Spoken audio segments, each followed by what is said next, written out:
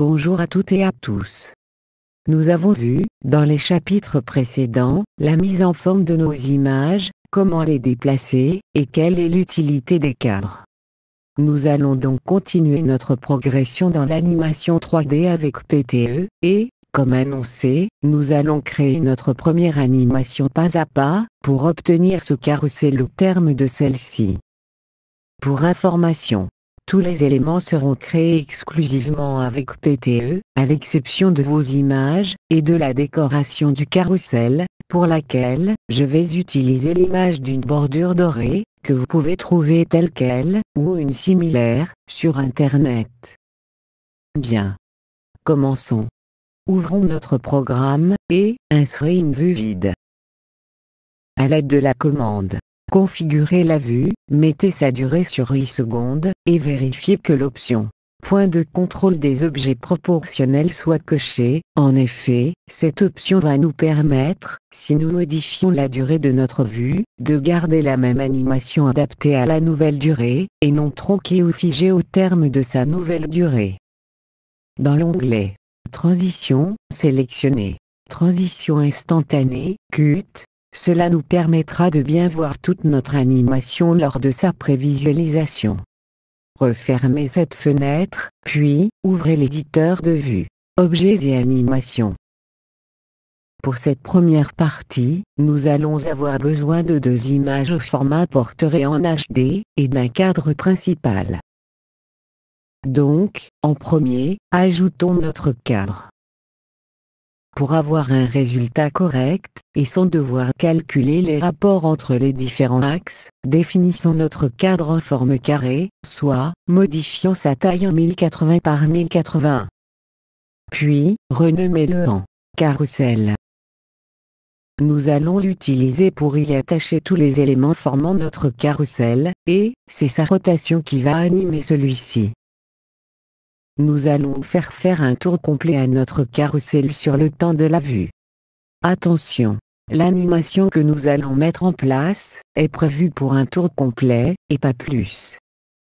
Si nous voulons plus de rotation sur le temps de notre vue, il vous faudrait alors utiliser beaucoup plus de clés d'animation, car, dans cet exercice, nous allons voir comment en utiliser un minimum grâce aux possibilités du programme. Mettons en place la rotation de notre cadre. Placez le temps en fin de vue, et ajoutez une nouvelle clé à ce moment. Allez dans l'onglet Animation, et activez les commandes de rotation. Nous avons 3 axes de rotation. L'axe C nous permet de donner une rotation centrale suivant l'axe de déplacement Z. L'axe Y, que nous allons utiliser, permet une rotation sur l'axe vertical, soit sur l'axe de déplacement Y. Et l'axe X donne une rotation sur l'axe horizontal X. Notre carrousel doit faire un tour complet, soit 360 degrés, sur son axe vertical, et donc, introduisons cette valeur à l'axe Y de rotation. Si nous jouons notre animation, nous pouvons constater que notre cadre effectue bien un tour complet sur la durée de la vue. Bien. Ajoutons maintenant notre première image. Vérifiez que votre cadre soit bien sélectionné, puis, cliquez sur l'icône « Image ». Comme je vous l'ai dit plus avant, nous allons utiliser une image au format portrait. Cliquez sur Ajouter, et maintenant, notre image est ajoutée, en étant liée à notre cadre. Dans l'onglet Propriétés, activez la commande Rognage d'aspect, et entrez la valeur 9 divisé par 16 dans la ligne Aspect ratio. Ensuite, activez l'option Objet principal, qui doit prendre la valeur 1. Notre image est parfaitement centrée, et couvre sans en déborder, notre cadre, et, si nous jouons notre animation, elle subit également la rotation de notre cadre. En effet, les déplacements, tailles et rotations des objets parents, sont automatiquement transmis aux éléments enfants.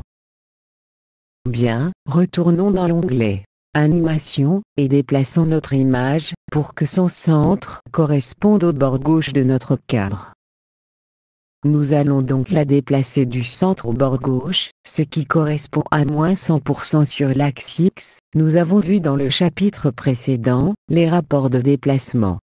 Et donc, sélectionnez votre image, et entrons la valeur moins 100 pour l'axe de déplacement X. Notre image a bien été déplacée pour que son centre corresponde au bord gauche de notre cadre. Si nous jouons notre animation A, et oui, elle suit bien le déplacement du bord du cadre, mais elle tourne également avec lui, et nous voudrions voir notre image durant toute la rotation, et non pas alternativement son verso et son recto. C'est très simple à réaliser. En effet, notre image possède son propre centre de rotation, qui est actuellement centré sur le bord du cadre, et elle subit une rotation de 360 degrés sur le temps de la vue, la rotation du cadre, donc, annulons cette rotation. Placez votre temps en fin de vue, puis, ajoutez une nouvelle clé. Activez les commandes de rotation, et, pour obtenir une valeur fictive de 0, et que nous sommes en valeur fictive à 360, il nous faut donc introduire la valeur moins 360 à l'axe Y, car la valeur du parent 360 plus la valeur de l'enfant moins 360 égale bien 0. Rejouez votre animation, et, effectivement, notre image suit bien à présent la rotation du carrousel, tout en nous présentant toujours sa face avant. Mais, quand elle est en avant, nous n'en voyons plus qu'une partie. Remédions à cela. Soit, nous pourrions modifier la taille du carrousel, mais, cela diminuerait également son diamètre de rotation, soit, nous modifions la taille de l'image. C'est cette option que nous allons utiliser. Placez votre temps au début, soit sur la première clé, et modifiez la taille de l'image à 70% sur ces deux axes. Maintenant, si nous rejouons notre animation, cela est déjà beaucoup mieux. Ajoutons maintenant une deuxième image, à l'opposé de la première. La solution la plus rapide est de sélectionnez la première image, puis faites un copier, soit dans le menu contextuel en faisant un clic droit sur l'image, soit en cliquant sur l'icône copier dans la barre supérieure. Sélectionnez votre cadre, puis faites un coller dessus. Dans la barre supérieure, vous avez les commandes copier, couper, coller et supprimer sous forme d'icône. Notre image a été dupliquée, et liée à notre cadre, et elle est placée en première position, devant l'image d'origine. Nous voyons cette copie, qui, pour le moment couvre parfaitement l'original, car, quelle que soit la position d'un élément dans l'espace virtuel de notre montage, ils seront toujours affichés dans l'ordre de haut en bas de la liste d'éléments. Maintenant, allez dans l'onglet Propriétés, et nous allons modifier l'image utilisée. En premier, décochez l'option Image principale, car, si vous ne le faites pas, comme elle a le même index que la première image, si nous changeons d'image, cela sera effectué pour toutes les images avec cet index. Maintenant, cliquez sur la petite flèche à droite de son nom, pour ouvrir votre Explorer de fichiers, et sélectionnez une autre image, toujours de préférence au format portrait. Ceci fait, vous voyez votre nouvelle image, et recochez l'option Image principale, qui maintenant va prendre la valeur d'index 2. Retournons dans l'onglet d'animation, et nous allons placer notre image au bord droit de notre cadre, soit à plus 100% sur l'axe X. Entrez donc cette valeur 100 pour la première clé, en déplacement X. Comme pour la seconde clé, l'option déplacement n'est pas activée, il gardera la valeur de la clé précédente activée, soit ici, la première, et restera à 100. Notre image a bien été déplacée à droite sur le carrousel, et nous pouvons jouer notre animation. Ah, un petit problème. Et oui, Comme je viens de vous le dire, quelle que soit la position des éléments dans l'espace virtuel du montage, ils seront affichés dans l'ordre de la liste des éléments, et donc, pendant le premier demi-tour, nous voyons quand même la deuxième image, même si elle est virtuellement derrière la première. Nous allons remédier à cela. Nous savons que pendant le premier demi-tour, la seconde image doit être derrière, et pendant le second demi-tour, elle doit être devant. Donc, il nous faut 2 fois la seconde image, une première, devant la première image, et une seconde, derrière. Sélectionnez la première image, puis, faites un copier. Sélectionnez le cadre, et faites un coller dessus. Maintenant, la liste des éléments doit se composer comme suit. Notre cadre principal, puis, attaché à lui, 2 fois la seconde image, et enfin, la première image. Nous allons déplacer l'une des 2 secondes images, pour qu'elle soit après la première.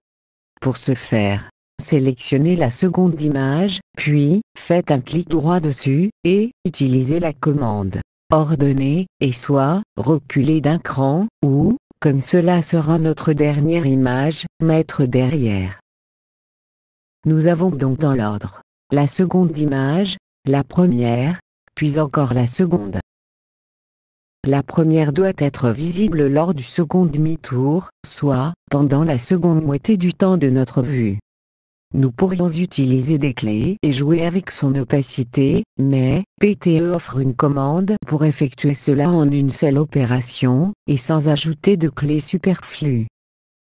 Allez dans l'onglet Propriétés, et nous allons utiliser la dernière commande des paramètres communs, intervalle.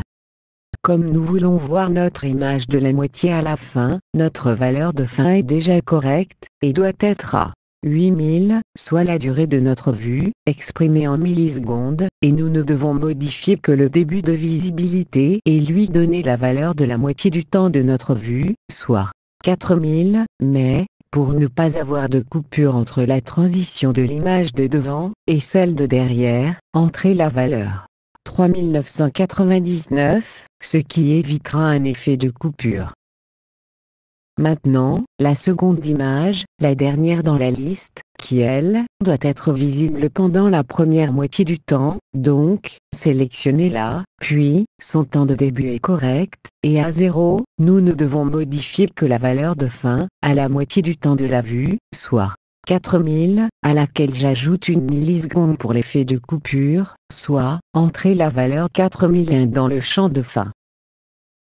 Et voilà, maintenant, jouons notre animation. Eh bien, cette fois, tout est correct, les images sont bien visibles lorsqu'elles sont virtuellement derrière l'autre. Voilà. Pour la suite, je vous invite à renommer la première image en image 1 et la seconde et sa copie en image 2. Car, dans la suite de cette création, nous allons utiliser un assez grand nombre d'éléments, qu'il sera plus facile à identifier de cette façon, que d'après leur nom d'origine. Une dernière petite chose, ajoutons une bordure de couleur dorée, et de 1% d'épaisseur à toutes nos images, cela donne déjà un effet un peu plus chic à notre montage. Fermez la fenêtre d'édition, et enregistrez votre projet, car, nous en aurons besoin dans la suite de nos tutoriels. Merci de votre attention, et à bientôt pour la suite de la création de notre carrousel avec PTE. Katrina et Patrick.